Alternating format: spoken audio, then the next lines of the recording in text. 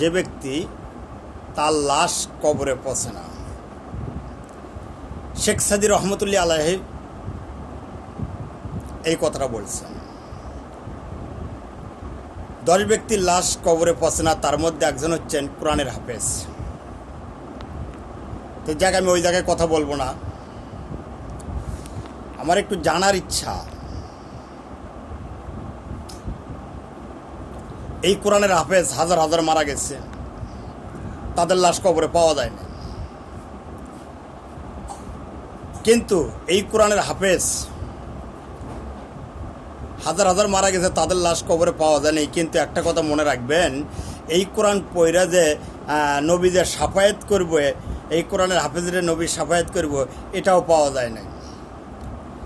কোনো ব্যক্তি যদি মঈনুদ্দিন চিশতি রহমতুল্লাহ আলামিন, বড় পীর আব্দুল কাদের জিলানী রহমতুল্লাহ আলামিন, তাদের অরিজিনাল শান, কোনো ব্যক্তি যদি 3টা থেকে 5টা মুখস্থ করে মরে, তার জন্য হাসরের ময়দানে ওই অলি, ওই গাউস পাক সাফায়েতের কাণ্ডারি হয়ে দাঁড়াবে। অলিদের শানের এত মর্যাদা, অলিদের শানের এতই মর্যাদা। কথাটা কি বলছে খেয়াল করছেন? খেয়াল করেন নাই। আপনি কোরআন পড়ছেন, আপনি একজন মৌলানা, আপনি একজন কোরআনের হাফেজ, কিন্তু আপনাকে দিয়ে বলা হয় নাই যে আপনি কোরআনের পড়লে, কোরআনের মৌলানা হইলে, কোরআনের হাফেজ হইলে আপনার জন্য কাল হাসরের ময়দানে আমার নবী সাফায়াত করবে। এই কথাটা বলা হয় নাই। আমার নবী সাফায়াত করবে এই কথাটা বলা হয় নাই, বা অলিয়া উলিয়া গাউস কুতুব সাফায়াত করবে এই কথাটা বলা হয় নাই।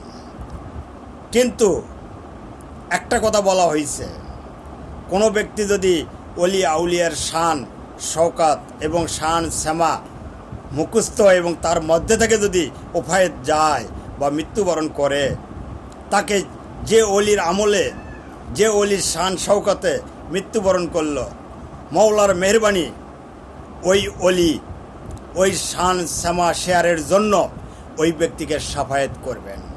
তার কর্ম থাক বা না থাক এটা দেখবেন নাই, কিন্তু ওই অলির যে শান 3টা থেকে 5টা সে মুখস্থ করে অন্তরে গাঁথিয়া নিয়ে দুনিয়া থেকে চলিয়া গেছেন, যার জন্য ওই অলি তাকে সাফায়াত করবেন।